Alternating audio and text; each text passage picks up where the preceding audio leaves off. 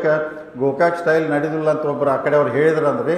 Gokak style ಅಂದ್ರೆ ಗೊತ್ತಿಲ್ಲಪ್ಪ ಹೇಳ್ರಿ ಅಂತಾನೆ. ಇಲ್ಲ ಅಂತ ಅವ್ರು ಯಾವ ಅರ್ಥದಾಗ ಗೊತ್ತ ನಿಮಗೆ ಹೇಳ್ತೀನಿ. ಗೋಕಾಕ್ ಸ್ಟೈಲು, ನಮ್ಮ ಮೂಡಲಿ ಸ್ಟೈಲು, ಅರ್ಬನ್ ಸ್ಟೈಲ್ ಏನಂತ ಹೇಳ್ತೀನಿ. ನಾ ಏನವ್ರ ಅಕಸ್ಮಾತ್ ನಾ ಆ ಸ್ಟೈಲಿಗೆ ತನ್ನಿ ಅಂದ್ರೆ ಇವ್ರು ತಡಿಯೋದಿಲ್ಲ ಏನ್ರಿ. ಹೆಂಗತ್ತಂದ್ರೆ ಅವ್ರ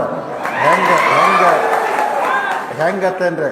ನಾ ಏನಿ ನಮ್ಮ ಗೋಕಾಕ್ ಸ್ಟೈಲ್ ಅಂದ್ರೆ ನಾ ಮದುವೆಗೆ ರೊಕ್ಕ ಕೊಡ್ತೀನೋ ಇವ್ರು ಕೊಡ್ತಾರೋ ಕೇಳ್ನೆ, ದವಾಖಾನಿಗೆ ರೊಕ್ಕ ಕೊಡ್ತೀನೋ ಇವ್ರು ಕೊಡ್ತಾರೋ ಕೇಳ್ನೆ, ಜಾತ್ರೆ ಮಾಡೋಕೆ ರೊಕ್ಕ ಕೊಡ್ತೀನೋ ಕೊಡ್ತಾರೆ ಕೇಳ್ನೆ, ದವಾಖಾನೆ ಸಾಲಿ ಬಂದರು ಎಲ್ಲಕ್ಕೂ ರೊಕ್ಕ ಕೊಡ್ತಾನೆ. ಇದು ಗೋಕಾಕ್ ಸ್ಟೈಲ್ ಅಂತೇಳಿ ನಾ ಈ ಸ್ಟೈಲ್ ಮಾಡೋಕೆ ಹೋದ್ನಂದ್ರೆ ಆಮೇಲೆ ದೊಡ್ಡ ಫಜಿತ್ ಆಗ್ತೈತೆ. ಮತ್ತು ನೀವೆಲ್ಲ ಬಂದು ಮಾಡೋದ್ರೆ ಬೇಕಾದ್ರೆ ಅದನ್ನು ಮಾಡ್ತೀನಿ. ನೀವೆಲ್ಲರೂ ಹ್ಞೂ ಅಂದ್ರೆ ಇದು ಇಲೆಕ್ಷನ್ ಒತ್ತಾಟ ಇರಲಿ ಇದ್ರೆ ಇದನ್ನು ಇಲೆಕ್ಷನ್ ಬಿಟ್ಟು ಬಿಡೋಣ್ರಿ.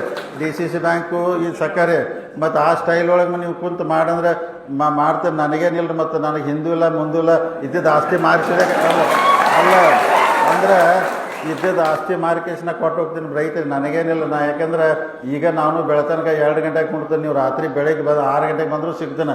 ಆದರೆ ಮಲಿಗಿನಂದ್ರೆ ಲೇಟಾಗಿ ಹೇಳ್ತೀನಿ, ಮತ್ತು ಅವ್ರಿಗೆ ಗೊತ್ತಿಲ್ಲ. ಅದಕ್ಕೆ ಈಗ ಬೇಕಾದಾಗಿರ್ತೀವಿ ರೀ. ಅದಕ್ಕೆ ದಯಮಾಡಿ ನೀವೆಲ್ಲ ಕೈ ಮುಗಿದು ಹೇಳ್ತೀನೋ, ಅನ್ನ ಸಾಹೇಬ್ ಜೊಲ್ಲೆ ದೇವರದೊಂದು ದೊಡ್ಡ ಅವಕಾಶ ಕೊಟ್ಟಿದ್ದಾನು, ನೀವು ಪರಿವರ್ತನೆ ಮಾಡಿರಿ. ಅಕಸ್ಮಾತ್ ಇವ್ರು ಸರಿ ನಡೆಸಲು ಕೇಳುವಂಥ ಅಧಿಕಾರ ನನಗಿರ್ತೈತಿ, ಅನ್ನ ಸಾಹೇಬ್ ಜೊಲ್ಲೆ ಅವ್ರಿಗೆ ಇರ್ತೈತಿ, ಸತೀಶ್ ಜಾರಕಿಹೊಳಿ ಇರ್ತೈತಿ. ಅದಕ್ಕೆ ನಾವೆಲ್ಲ ವಿರೋಧಿಗಳಿಗೆ ಎಲ್ಲರಿಗೂ ವಿನಂತಿ ಮಾಡ್ತೀನೋ, ರಾಜಕಾರಣ